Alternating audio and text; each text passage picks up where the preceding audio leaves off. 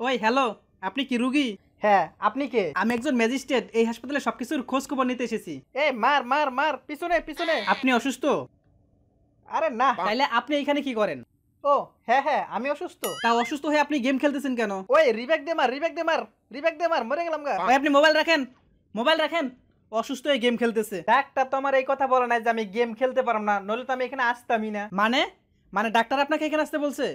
আমি কলেজে যাইতেছিলাম, ডাক্তার আমার ডাক দিয়ে বললো তোর আমি 500 টাকা দিব, তুই রুগীর বান ধরে থাকবি। আমি বললাম আচ্ছা ঠিক আছে, কিন্তু গেম খেলা যাইবো না এইটা তো বলে নাই। তার মানে আপনি আসল রুগী না? না। এই ডাক্তার কোথায়? ডাক্তার? জি আপনি ডাক্তার? জি ওই কি রুগী? জি কিন্তু ওই বললো ওই তো রুগী না, ওরা নাকি ভাড়া করে আনছেন। জি আপনি কি ওকে 500 টাকা দিচ্ছেন? জি। আপনি বাটপারি করেন আমার সঙ্গে। এই চিল্লাচিল্লি করবে না, চিল্লাচিল্লি করবে না, চিল্লাচিল্লি করলে আমার হার্টের সমস্যা হয়। হার্ট কি ডান পাশে থাকে? জি হার্ট বাম পাশে থাকে। জি আপনি কি আসল ডাক্তার না? জি আপনি কি তাহলে নকল ডাক্তার? জি।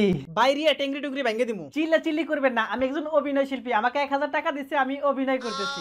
এই হাসপাতালের দায়িত্বে কি আছে? কোথায় সে? কোথায়? ওই যে ওই রুমে। এই আপনি এগুলো কি শুরু করছেন?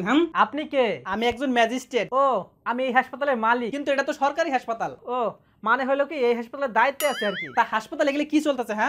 এটা আমাদের দায়িত্ব। আপনার বয়সে তো কম কে? এই কারণ এটা আমাদের দায়িত্ব। এই বাটপারি করেন? আমার সঙ্গে বাটপারি করেন? এই আমার সাথে চিল্লাচিল্লি করবেন না ব্রো, আমার 2 লাখ সাবস্ক্রাইবার আছে, অল বিশ্ব আমাকে চিনে, যা বলবেন সাবধানে বলবেন ব্রো। তার মানে আপনিও আসল না? নো, আমার দূর সম্পর্কের এক আঙ্কেল আছে, উনি বললো আজকে এই হাসপাতালে ম্যাজিস্ট্রেট আসবে, তো আমি বললাম ডোন্ট ওরি, আমার 2 লাখ সাবস্ক্রাইবার আছে, I can handle it. So এই আর কি। তুই নকল, তুই নকল, তুইও নকল, তোরা সবকটি নকল। তোদের সবকটের জেলের ভাত খাওয়া ছাড়তাম, খালি বাইচে গেলি, কারণ আমি আসল ম্যাজিস্ট্রেট না। আমার মামা আমারে 5000 টাকা দিয়ে পাঠাইছে এখানে চেক দেওয়ার জন্য।